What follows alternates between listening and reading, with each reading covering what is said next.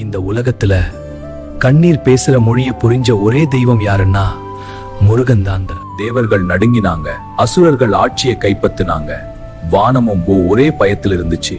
அந்த நிமிஷத்துலதான் அம்மா பார்வதி தன் சக்தி எல்லாம் ஒன்றா சேர்த்து ஒரு ஒளியை உருவாக்கினாங்க. அந்த ஒளி ஆறு முகமா பிறந்தது. கந்தன், குமரன், முருகன். கையிலே கண்ணுல கருணை ஏதலத்தை. அவர் யுத்தம் பண்ணினது பகைக்காக இல்ல, அநியாயத்துக்காக. இன்னைக்கும் பாருங்க, யாரு உண்மையா அழுதாலும், யாரு மனசார முருகான்னு கூப்பிட்டாலும் அவர் கண்டிப்பா கைவிட மாட்டார். வேல் ஒரு ஆயுதம் இல்ல, அது நம்பிக்கையின் அடையாளம்.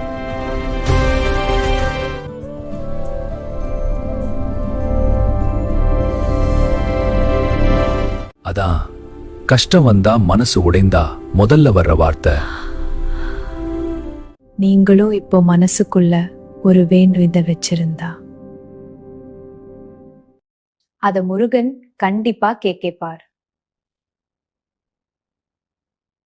ஏன்னா அவர் தெய்வம் மட்டுமே இல்ல, நம்ம அண்ணன்.